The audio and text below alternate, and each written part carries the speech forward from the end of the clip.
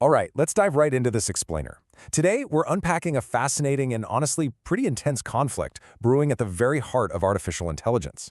We're going to look at the massive strategic partnerships shaping the industry and a really complex dilemma that's emerging around the future of AI integrity. But the real twist here? This battle is actually creating two completely different, totally opposing definitions of what injustice even means, and it all depends on who you ask. So here is our roadmap. We'll start by looking at the AI trust crisis and how companies are protecting their core assets.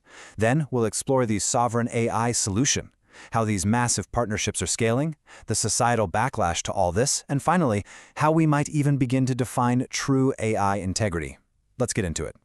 Starting off with Part 1, the AI trust crisis and a seemingly broken promise. To really grasp the corporate side of this dual injustice, we have to look at the massive trust crisis right now between frontier AI developers and their biggest enterprise clients. Take a listen to this incredibly blunt perspective from Palantir CEO Alex Karp.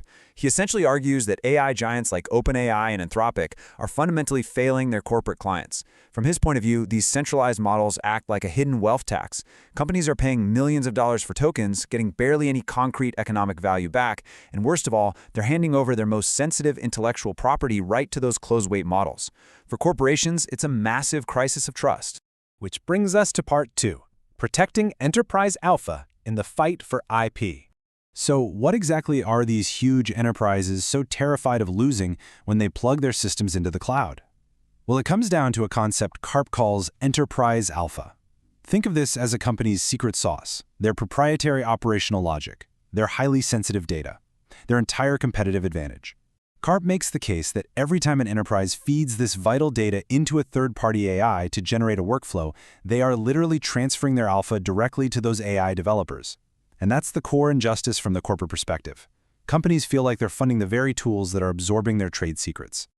Moving on to Part 3, the sovereign AI solution, or as we like to call it, building the fortress. So how do you solve that corporate injustice?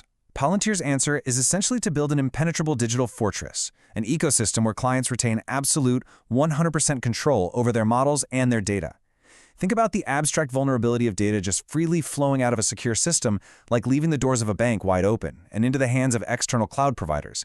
Every single data point that leaves your premises is a piece of your enterprise alpha that is simply no longer in your control. To combat this exact vulnerability, Palantir developed what they call an ontology layer. Imagine a highly intelligent processor sitting right directly on the data pathways, acting as a secure intermediary between the facility and the outside world. It's basically a software layer that manages large language models to ensure they operate safely and efficiently, completely within the client's own digital walls. No leaks, no lost alpha. And taking that concept to its absolute limit, we get their ultimate sovereign AI approach. Palantir recently teamed up with Nvidia for a major strategic initiative. They're running open-source models, specifically Nvidia's Nemotron models, on top-tier GPUs in completely secure, air-gapped environments. What this means in plain English is that an enterprise or even a government agency can have cutting-edge, frontier-level AI operating entirely locally. They own the weights, the data stack, the whole shebang. Which leads us to Part 4, scaling these strategic partnerships and the massive business of sovereignty. Let's look at how this promise of total data sovereignty is actually translating into real-world corporate alignment. Because Palantir isn't just selling a piece of software here, they are aggressively scaling strategic partnerships to build what they envision as the operating system for American AI infrastructure. Beyond Nvidia, we're talking multi-year renewals with Airbus for aviation platforms. They're expanding deep into heavy industry and shipbuilding with Hyundai in Korea. They're deploying engineers globally with Accenture. And, perhaps most crucially, they are heavily embedded in the US Department of War with systems like Maven. The sheer scale here tells us that major global institutions are completely buying into this vision of localized, controllable AI. And the financial weight of these partnerships? It's honestly staggering. Just look at Palantir's Q1 2026 Rule of 40 score, which hit an explosive 145%. To put that into perspective, in the software industry, hitting a score of 40% is considered excellent. Hitting 145%, that reflects absolutely massive revenue growth stacked on top of immense profitability. This whole strategy of prioritizing data security is highly lucrative. It drove a 45% year-over-year growth in their U.S. commercial total contract value to a massive $1.18 billion. The corporate world is sending a very clear message. They are more than willing to pay a premium to protect their alpha. But now we need to look at part 5, the societal injustice backlash, which is very much the other side of the coin. Because while Palantir might be solving that corporate injustice of IP theft, critics out there are arguing that they are simultaneously perpetuating a massive societal injustice. We really have to starkly contrast these two views to understand the full picture of AI integrity today. On one side, you have the corporate fear, losing competitive advantage and being taxed by AI providers. But on the exact opposite side, you have deep societal fear. Critics are sounding alarms about techno-fascism, mass surveillance, and lethal weaponized AI. As Palantir embeds itself deeper into defense agencies, the public backlash is growing rapidly.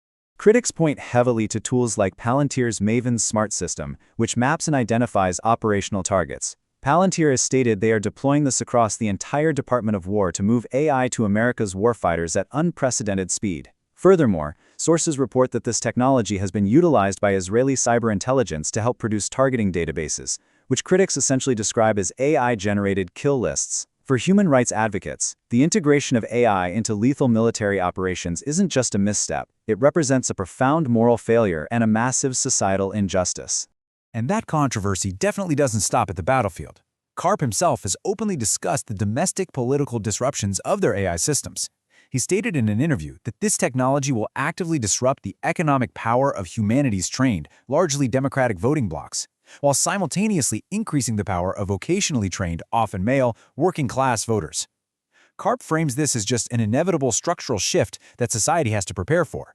However, media critics have forcefully pushed back, labeling these the ramblings of a supervillain and expressing deep concern about AI being used to intentionally shift democratic power structures. This brings us to our final section, defining true AI integrity and the impossible balance.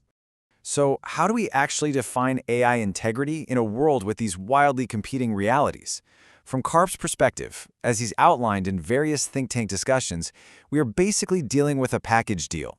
He argues that the near-term risk of losing military dominance to geopolitical rivals is just too high to ignore. Because of that, he posits that these domestic societal costs, whether it's disrupted jobs, surveillance concerns, or lethal military applications, are simply a necessary geopolitical sacrifice to prevent adversaries from taking the global technological lead. It's a very harsh brand of strategic realism. So as we watch these massive, sovereign AI partnerships completely reshape global power structures, and as enterprises aggressively lock down their data to protect their competitive edge, we are left with one absolutely vital question. When military and corporate powers merge so seamlessly to protect their own integrity, who is left to protect the integrity of the public? It's a lot to think about. Thank you so much for exploring this with me today, and I really encourage you to keep questioning where this incredible technology is leading us.